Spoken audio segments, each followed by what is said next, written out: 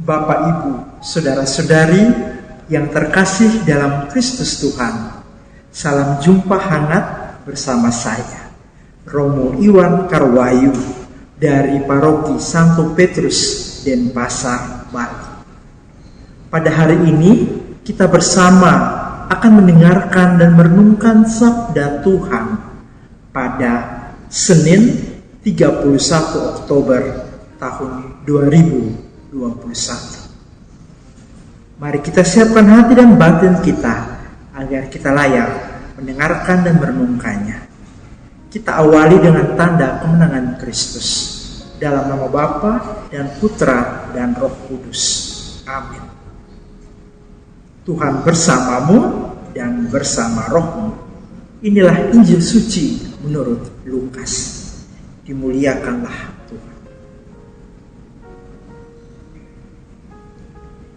Yesus bersabda kepada orang Farisi yang mengundang dia makan, "Bila engkau mengadakan perjamuan siang atau malam, janganlah mengundang sahabat-sahabatmu, saudara-saudaramu, kaum keluargamu, atau tetangga-tetanggamu yang kaya, karena mereka akan membalasnya dengan mengundang engkau pula. Dan dengan demikian engkau mendapat balasnya. Tetapi bila engkau mengadakan perjamuan, undanglah orang-orang miskin, cacat, lumpuh, dan buta. Maka engkau akan berbahagia, karena mereka tidak mempunyai apa-apa untuk membalas engkau.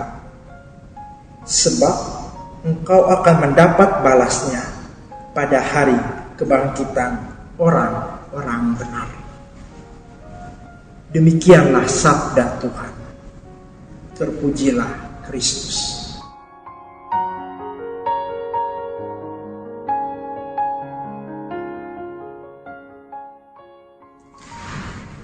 Bapak, Ibu, saudara-saudari umat beriman yang terkasih, semua dari kita pasti pernah mendatangi sebuah pesta, atau bahkan kita pasti pernah membuat sebuah pesta.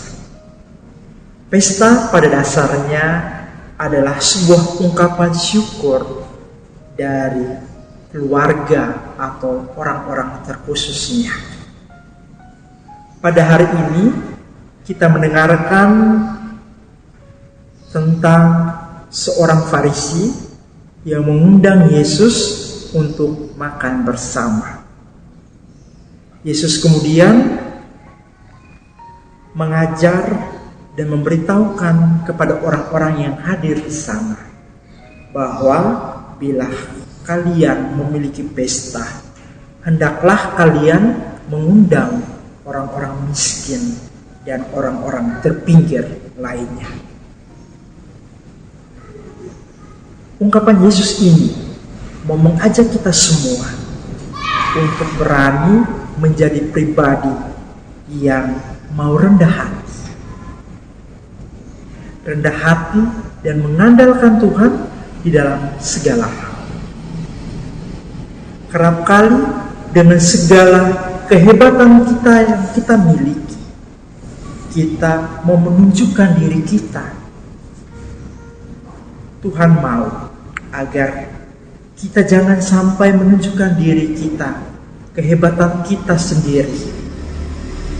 Namun hendaklah kita semua menyadari bahwa apa yang kita lakukan, situasi yang kita alami saat ini adalah karena belas kasih dari Allah. Kasih yang menyempurnakan kita semua sehingga kita dapat berkumpul dalam pesta sukacita. Dalam gereja Katolik, kita semua diundang untuk merayakan pesta itu dalam perayaan Ekaristi. Kita semua diajak untuk berani menjadi pribadi yang remah di hadapan Allah. Pribadi yang mengandalkan Tuhan, bukan karena kekuatan kita masing-masing. Agar apa? agar kita boleh merayakan Ekaristi itu dengan penuh sukacita. Jangan sampai ada niat-niat lain dari perayaan Ekaristi itu. Saudara-saudari umat beriman yang terkasih dalam Kristus, pesta yang adalah dasar dari sukacita ini haruslah kita pertahankan. Dalam kehidupan kita sehari-hari, kita merayakan sukacita itu. Kita pun hendaknya membagikan sukacita itu, pesta itu, bukan kepada orang-orang yang nanti kita akan terima halnya yang kembali. Ada timbal balik, terutama karena status dan kedudukan. Hendaklah kita belajar untuk melihat orang-orang yang sederhana, orang-orang yang penuh dengan belas kasih, berjuang untuk mencari kehidupan yang lebih baik. Semoga dengan bacaan yang kita dengarkan ini, kita semakin dimampukan dari hari ke hari untuk menjadi pribadi yang pertama rendah hati. Kemudian kita belajar untuk mau mengandalkan Tuhan. Bukan karena kekuatan kita masing-masing, tapi karena ada rencana Tuhan yang indah dalam hidup kita. Semoga Tuhan memampukan kita menjadi pribadi yang lebih baik dari hari ke hari. Mengakhiri renungan singkat saya pada hari ini, saya membagikan sebuah kisah kecil. Beberapa tahun yang lalu, saat saya sedang bertugas di paroki Hati Kudus Yesus di Palasari, saya bertemu dengan suatu sepasang keluarga yang ingin memberkatkan sakramen perkawinan mereka di Palasari.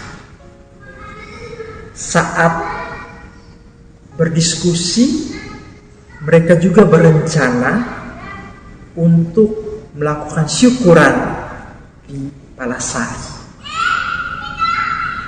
Siapa yang harus diundang?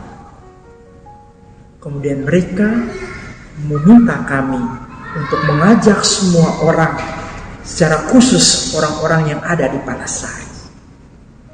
Mereka yakin dan percaya bahwa sukacita mereka bukanlah sukacita mereka sendiri, tapi adalah sukacita semua orang beriman.